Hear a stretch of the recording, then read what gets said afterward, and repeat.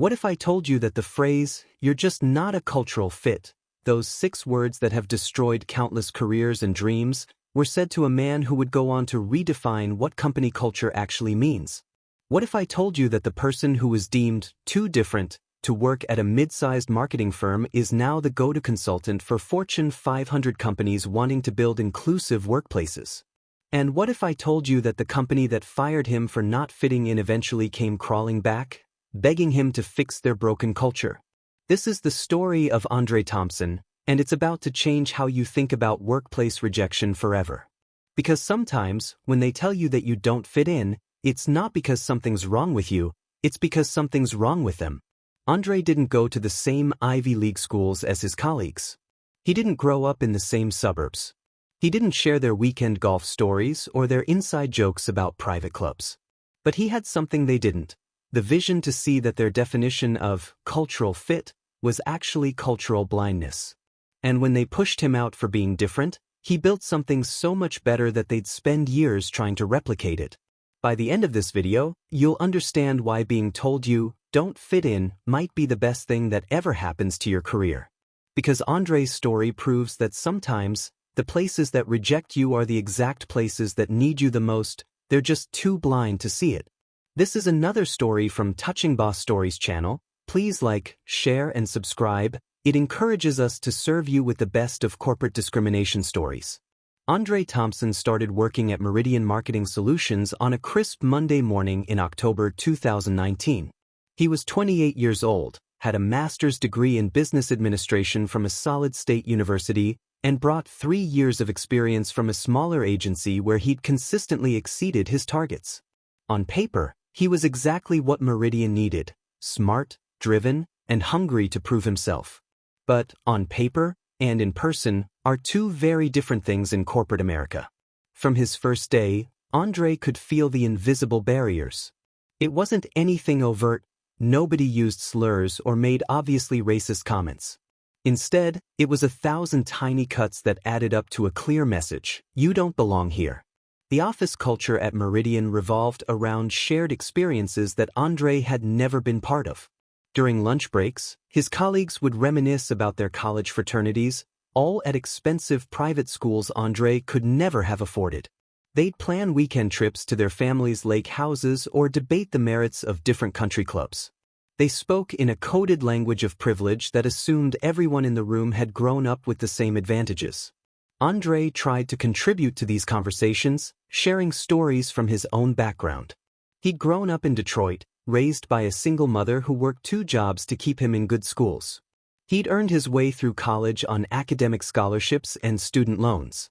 His weekend stories involved family barbecues in the neighborhood, pickup basketball games at the local court, and volunteering at the community center where his mother had enrolled him in after-school programs.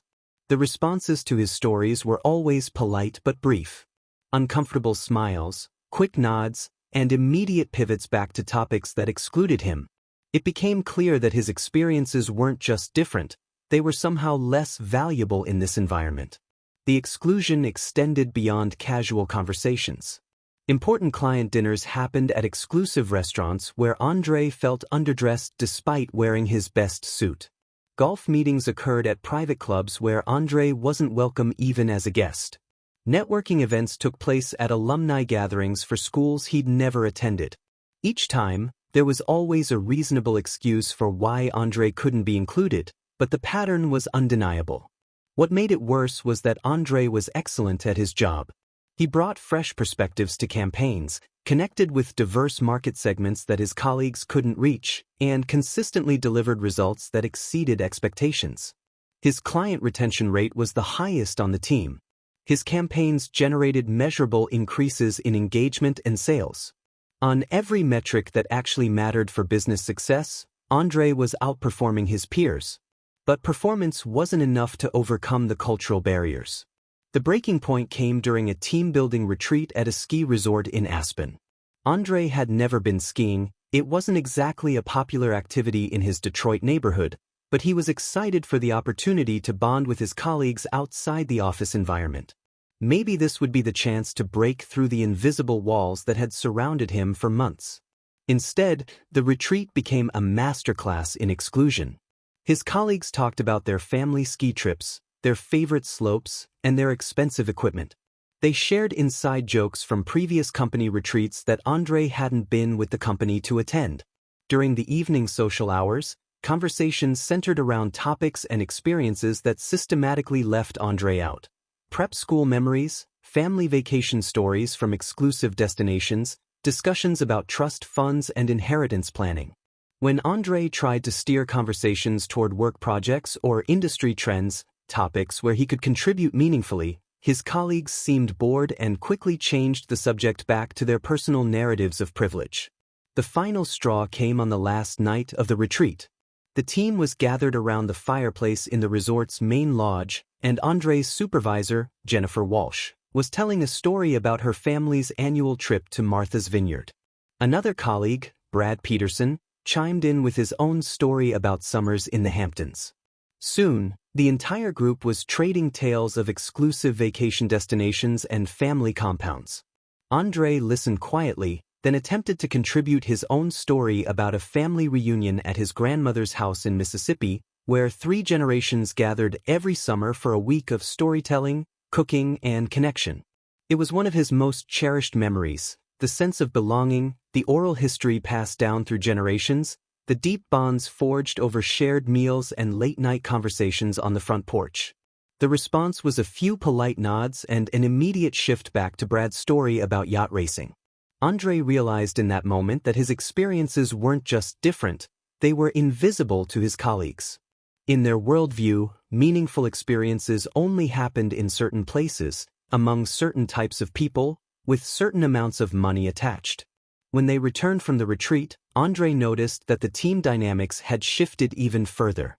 There was a new level of camaraderie among his colleagues, shared memories from the ski slopes, inside jokes from the lodge conversations, plans for future trips together.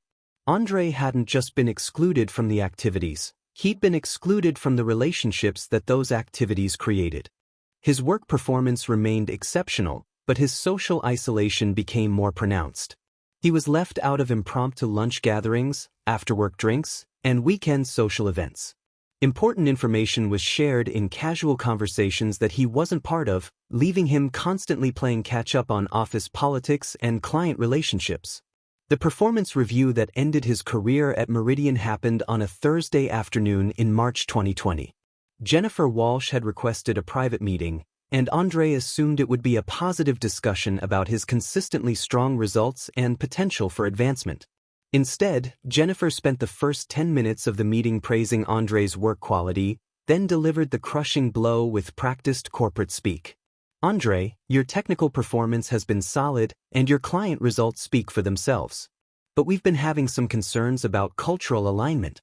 Team chemistry is really important here at Meridian, and we've noticed that you sometimes seem disconnected from the group dynamic. Andre felt his stomach drop. He'd been waiting for this conversation without realizing it, sensing the building tension around his fit within the organization. Can you be more specific about what you mean by cultural alignment? Andre asked, though he already knew the answer would be frustratingly vague. Jennifer shifted uncomfortably in her chair. It's not any one thing, really. It's more about how you interact with the team, your communication style, the way you approach relationships here. We value collaboration and team cohesion, and sometimes it feels like you're not fully engaged with the group culture. The irony was suffocating. Andre had been desperately trying to engage with the group culture for months, only to discover that the culture itself was designed to exclude him. His communication style was professional and respectful. His approach to relationships was genuine and work-focused. His lack of full engagement stemmed from being systematically shut out of the social interactions that created team cohesion. Jennifer, I've consistently met or exceeded all my performance targets. My client feedback has been outstanding. I've contributed to every project I've been assigned. What specific behaviors do you need me to change? Another uncomfortable pause. Andre, I want to be clear that this isn't about your work quality. It's about fit. Sometimes people can be technically excellent but still not be the right match for a particular organizational culture. We think it might be best for everyone if we explore other opportunities for you. The phrase, other opportunities, was a corporate euphemism for termination. Andre was being fired, but in a way that would make it difficult for him to claim discrimination or unfair treatment. His performance was acknowledged as strong, but his personality, his very identity, was deemed incompatible with their workplace. Are you letting me go? Andre asked directly. We're offering you a severance package and positive references as you transition to a role that might be a better cultural fit, Jennifer replied, sliding a folder across the desk. Andre looked at the severance paperwork without opening it. 3 months of salary in exchange for signing away his right to sue for wrongful termination. A glowing letter of recommendation that praised his technical skills while subtly suggesting he might be better suited for a different type of work environment. As he sat in that sterile conference room, Andre realized that everything he'd experienced over the past months, the exclusion, the coded language, the systematic isolation, had been building toward this moment. He wasn't being fired for poor performance or professional misconduct. He was being fired for being himself in a space that had never intended to include people like him. The walk out of Meridian's office felt like the longest journey of Andre's life. Colleagues who had worked with him for months avoided eye contact or offered awkward, brief goodbyes. Nobody questioned the decision or expressed surprise at his sudden departure.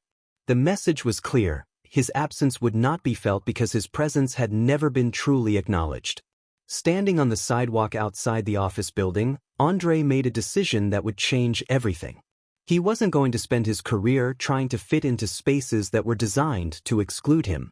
Instead, he was going to build spaces where fitting in meant being authentically yourself, regardless of your background, your family's income, or your access to elite cultural experiences. The rejection that was supposed to crush his confidence became the catalyst for his greatest professional achievement. Because Andre Thompson was about to prove that when you're told you don't fit the culture, sometimes the solution isn't to change yourself, it's to change the culture. If you've ever felt like you didn't fit in at work because of who you are or where you came from, please subscribe right now. Andre's story is just getting started, and what he builds next is going to revolutionize how we think about workplace culture. Have you ever been told you're not a cultural fit at a job? What did that really mean, and how did it make you feel? Share your experience in the comments. Your story might help someone else realize they're not alone in facing these invisible barriers. The first few weeks after being fired were the darkest of Andre's professional life. He'd wake up each morning with the muscle memory of getting ready for work, only to remember that he had nowhere to go. The severance money provided a temporary buffer, but the psychological impact of being rejected for who he fundamentally was created a crisis of confidence that Andre had never experienced before. He spent hours replaying every interaction at Meridian, wondering if he could have done something differently. Maybe if he'd been more assertive in social situations. Maybe if he'd tried harder to relate to their country club conversations. Maybe if he'd somehow transformed himself into the type of person they wanted him to be. But those thoughts never lasted long, because Andre knew the truth. The problem wasn't him. The problem was a system that defined professional success by cultural conformity rather than actual performance. The problem was workplaces that valued comfort over competence, familiarity over excellence.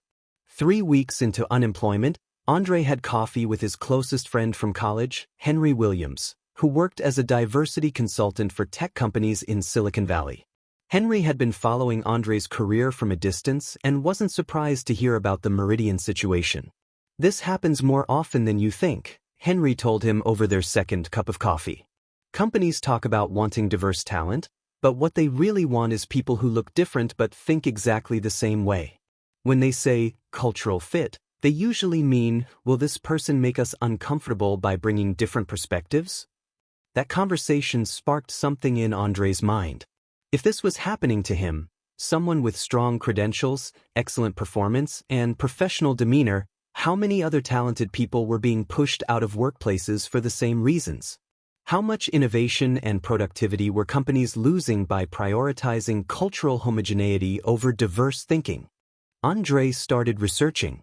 He dove deep into studies about workplace diversity, employee retention rates among underrepresented groups, and the business impact of inclusive cultures. What he found was staggering. Companies with diverse workforces were 35% more likely to outperform their competitors. Organizations with inclusive cultures had 2.3 times higher cash flow per employee. Diverse teams made better decisions 87% of the time compared to homogeneous groups. Yet despite these clear business advantages, most companies continued to hire and promote people who reinforced existing cultural patterns rather than challenging them. More troubling was the data on why diverse employees left their jobs. While companies often attributed turnover to cultural fit issues, exit interviews revealed a different story. Talented employees from underrepresented backgrounds left because they felt isolated, undervalued, and unable to contribute their authentic perspectives. They left because advancement opportunities went to people who fit predetermined cultural molds. They left because their ideas were dismissed or ignored in favor of familiar approaches. Andre realized he was looking at a massive market opportunity. Companies needed diverse talent to compete effectively, but they didn't know how to create environments where that talent could thrive. Meanwhile, talented individuals from diverse backgrounds were struggling to find workplaces where they could be authentic and successful simultaneously. The solution crystallized in Andre's mind: a recruitment and consulting firm that specialized in building truly inclusive workplace cultures. Not just hiring diverse candidates to fill quotas, but fundamentally transforming how companies thought about talent, collaboration, and success. Andre spent the next month developing his business plan. He would create a two-sided marketplace that connected exceptional diverse talent with companies genuinely committed to inclusive excellence.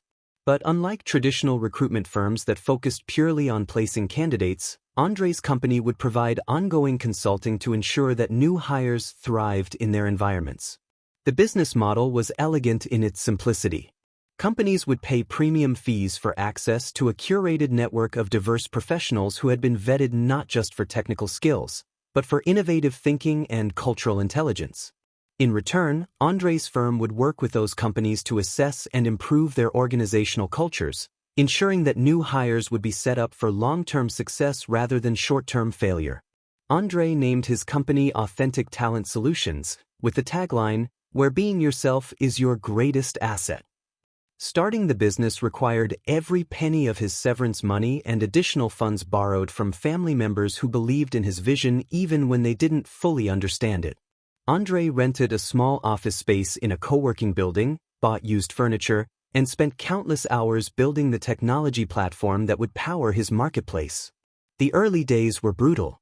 Andre was simultaneously the CEO, lead recruiter, marketing director, technology administrator, and customer service representative. He worked 16-hour days, 7 days a week, fueled by coffee and the burning desire to prove that his rejection at Meridian had been their loss, not his failure. Finding the first clients was the biggest challenge. Andre reached out to hundreds of companies, pitching his vision of inclusive excellence. Most meetings ended with polite rejections and vague promises to keep in touch. HR directors would nod enthusiastically during his presentations, then hire from the same traditional sources they'd always used. The breakthrough came through an unexpected connection. Andre's former client from his previous agency, Sarah Chin, had moved to a VP role at a fast-growing fintech startup called Innovate Now. Sarah remembered Andre's exceptional work and creative approach to challenging marketing problems. When Andre reached out to explain his new business, Sarah immediately saw the opportunity. "We're scaling rapidly, and we keep hiring people who all think the same way," Sarah told Andre during their reunion lunch. "Our leadership team is brilliant, but they're all from similar backgrounds. We're starting to realize that we're missing perspectives that could help us reach new markets and solve problems more creatively." Innovate Now became Andre's pilot client. Over the course of 6 months, Andre placed 12 diverse candidates in roles ranging from software development to business development to customer success. But more importantly, he worked with Innovate Now's leadership team to transform their interview processes, mentorship programs, and company culture practices. The results were immediate and measurable. Employee satisfaction scores increased by 40%. Customer acquisition in previously underserved market segments grew by 250%. Product development cycles shortened as diverse teams brought different problem-solving approaches to technical challenges. Innovate Now's retention rate among new hires reached 95%, compared to the industry average of 68%. Word spread quickly through Silicon Valley's tight-knit business community. Other startups began reaching out to Andre, asking if he could help them replicate Innovate Now's success. Tech giants started inquiring about his services for their diversity and inclusion initiatives. Within 18 months, Authentic Talent Solutions had grown from Andre's one-person operation to a team of 12 consultants and recruiters. They were working with over 50 companies across multiple industries, from technology startups to healthcare organizations to financial services firms. Andre's approach was revolutionary because it addressed both sides of the diversity equation simultaneously. He didn't just help companies find diverse candidates, he helped them become the kind of places where diverse candidates would want to work and could succeed long-term. The consulting methodology that Andre developed became known as the Authentic Culture Framework. It involved a comprehensive assessment of company culture, from leadership communication styles to promotion criteria to social dynamics. Andre and his team would identify the invisible barriers that prevented diverse talent from thriving, then work with leadership to systematically remove those barriers. Sometimes the changes were structural, revising job descriptions to remove unnecessary requirements that excluded qualified candidates, or implementing blind resume reviews to reduce unconscious bias. Other times the changes were cultural, training managers to recognize and interrupt microaggressions, or creating mentorship programs that connected diverse employees with senior leaders. The most important changes, however, were philosophical.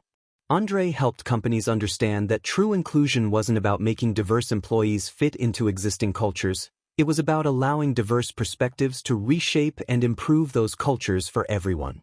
As Authentic Talent Solutions grew, Andre began receiving recognition for his innovative approach to workplace inclusion. Harvard Business Review published a case study about his methodology. He was invited to speak at major conferences about the business case for authentic diversity. Tech publications profiled him as one of the rising stars in the HR technology space. But the recognition that meant the most to Andre came from the individuals whose careers he'd helped transform. The software engineer who'd been told at 3 different companies that she was too aggressive before finding a role where her direct communication style was valued as leadership potential. The marketing manager who'd been passed over for promotions because he didn't fit the company image before joining a firm that recognized his creative vision. The business analyst who'd felt invisible in corporate environments before finding a workplace where her analytical skills were celebrated and developed. Each success story reinforced Andre's conviction that the problem was never the talent, it was the environment that failed to recognize and nurture that talent. 2.5 years after being fired from Meridian for not being a cultural fit, Andre was running a multi-million-dollar business that was reshaping how companies thought about talent and culture. His client list included some of the most innovative and successful organizations in multiple industries. His team had grown to 35 people working across 4 office locations. More importantly, Andre had proven his central thesis. When you create environments where people can be authentically themselves, both individuals and organizations perform at higher levels. The traits that had made him not a cultural fit at Meridian, his different perspective, his willingness to challenge assumptions, his authentic communication style, had become the foundation for building something revolutionary. But Andre's greatest validation was still to come, and it would arrive in the form of a desperate phone call from a familiar voice asking for help fixing a broken workplace culture. This transformation from rejected employee to industry innovator is incredible, but the best part is still coming.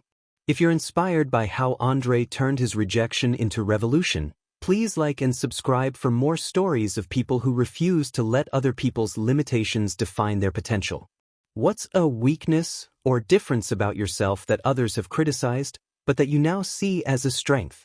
Sometimes the things that make us not fit in are exactly the things that make us extraordinary. Share your story in the comments below. The call came on a Tuesday morning in March 2023, exactly 3 years after Andre had been fired from Meridian Marketing Solutions. He was in his corner office at Authentic Talent Solutions, reviewing quarterly performance reports that showed his company had just achieved record growth, when his assistant buzzed through with an unusual message. "Andre, I have Jennifer Walsh from Meridian Marketing on line 2. She says it's urgent and specifically requested to speak with you personally." Andre stared at the phone for a moment, processing the name that had haunted his professional consciousness for 3 years. Jennifer Walsh, the supervisor who had fired him for not being a cultural fit, was now calling him. The irony was almost too perfect to believe. Andre picked up the call with curiosity and a carefully controlled sense of anticipation. "Jennifer, this is Andre. It's been a while." "Andre, thank you so much for taking my call. I know this might seem strange given our history, but I'm reaching out because Meridian is facing some serious challenges, and frankly, we think you might be the only person who can help us." The desperation in Jennifer's voice was unmistakable. This wasn't a casual business inquiry. This was a company in crisis mode seeking salvation from the exact person they had rejected. "What kind of challenges are you facing?" Andre asked, though he suspected he already knew the answer. Jennifer's response confirmed his intuition. "We're hemorrhaging talent. Our turnover rate has hit 68% annually, and it's getting worse. We keep hiring people who look good on paper, but they either underperform or leave within 6 months. Our client satisfaction scores are declining because we can't maintain consistent team relationships. And honestly, we're starting to realize that our workplace culture might be problematic." Andre listened as Jennifer detailed a litany of problems that he recognized as the inevitable consequences of the cultural homogeneity that had led to his own firing. Meridian had continued hiring people who fit their narrow definition of cultural compatibility, creating an echo chamber that stifled innovation and alienated both employees and clients. "We've heard about the work you're doing with Authentic Talent Solutions," Jennifer continued. "The business publications, the conference presentations, the success stories with companies like Innovate Now. We think we need exactly what you're offering: help building a more inclusive, effective workplace culture." The request was staggering in its implications. The company that had fired Andre for not fitting their culture was now begging him to help them rebuild that very same culture. The organization that had deemed his perspective incompatible with their values was now recognizing that their values might be the problem. Andre's first instinct was to politely decline and savor the poetic justice of the moment. But as he considered the opportunity, he realized that helping Meridian could become the ultimate validation of his methodology and mission. If he could successfully transform the workplace that had rejected him, it would prove that authentic inclusion could work anywhere. "Jennifer, I appreciate you reaching out, and I'm certainly interested in discussing how we might help Meridian. But I want to be completely transparent about what our engagement would involve. We don't just place diverse candidates and hope for the best. We conduct comprehensive cultural assessments and require fundamental changes to how organizations think about talent and collaboration. Are you prepared for that level of transformation?" "Andre, we're desperate. Our current approach clearly isn't working. We're open to whatever changes you recommend." 3 weeks later, Andre walked into Meridian's offices for the first time since being escorted out with his severance package. The physical space looked exactly the same, but Andre's perspective had changed dramatically. He was no longer the nervous employee hoping to prove his worth. He was the confident consultant who had built a successful business by solving exactly the problems that Meridian was now facing. The cultural assessment that Andre and his team conducted over the following month revealed problems that were even worse than he had experienced personally. Employee surveys showed that 73% of staff felt unable to express their authentic perspectives in meetings. Exit interviews revealed pattern after pattern of talented individuals leaving because they felt marginalized or undervalued. Client feedback indicated that Meridian's campaigns had become predictable and ineffective because they reflected only one narrow demographic perspective. Most damning was the data on promotion and advancement. Over the past 5 years, 89% of leadership promotions had gone to employees who fit the same demographic and educational profile. Innovative ideas were consistently dismissed if they came from employees who didn't fit the established cultural mold. The company had essentially created a feedback loop that rewarded conformity and punished creativity. Andre's presentation of these findings to Meridian's leadership team was a masterclass in professional vindication. Sitting in the same conference room where he had been fired for cultural incompatibility, Andre methodically demonstrated how that very incompatibility had been exactly what the company needed. The traits that you saw as cultural misalignment 3 years ago, different perspective, willingness to challenge assumptions, authentic communication style, these are precisely the qualities that your organization is lacking today, Andre told the assembled executives. Your definition of cultural fit has become cultural blindness.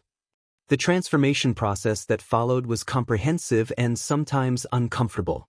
Andre's team implemented new hiring practices that focused on competency and potential rather than cultural similarity. They redesigned meeting structures to ensure that all voices were heard and valued. They created mentorship programs that connected diverse employees with senior leadership. Most importantly, they redefined what cultural fit meant at Meridian. Instead of meaning similarity to existing employees, cultural fit became defined as commitment to excellence, respect for diverse perspectives, and willingness to contribute to collective success. The changes weren't easy, and not everyone embraced them enthusiastically. Some long-term employees struggled with the shift away from the comfortable homogeneity they had known. A few senior managers left the company rather than adapt to the new expectations for inclusive leadership. But the results spoke for themselves. Within 6 months, employee satisfaction scores increased by 55%. Client retention improved as Meridian's campaigns became more creative and effective. The company began winning new business in market segments they had never successfully reached before. Most significantly, Meridian's turnover rate dropped to 12%, well below industry average and a dramatic improvement from the 68% crisis that had prompted their call to Andre.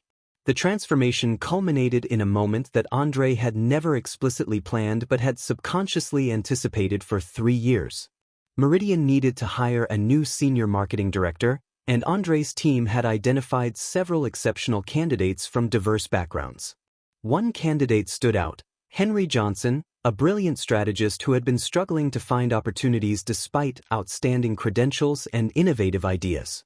Henry was a young black man from a working-class background who had earned his way through college and business school. His resume showed consistent results, but he had been passed over by multiple companies for reasons that were never quite explained.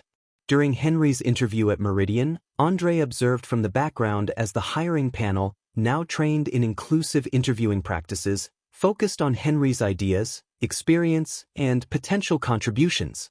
There were no questions about cultural fit or compatibility. No assumptions about whether Henry would blend in with the existing team. The conversation centered entirely on how Henry's unique perspective and proven skills could help Meridian achieve its business objectives. Henry was hired unanimously. 3 months later, Andre received an invitation that completed his professional journey. Meridian was hosting a company-wide meeting to celebrate their cultural transformation and improved business results. They wanted Andre to address the entire staff about the changes they had implemented together. Standing in Meridian's main conference room, looking out at an audience that now included employees from diverse backgrounds and perspectives, Andre reflected on the journey that had brought him to this moment. 3 years earlier, he had been told that he didn't fit Meridian's culture. Today, he had fundamentally reshaped what that culture could become. When I was fired from this company 3 years ago, Andre told the assembled employees, I was told that I wasn't a cultural fit. Today, I want to talk about what cultural fit really means.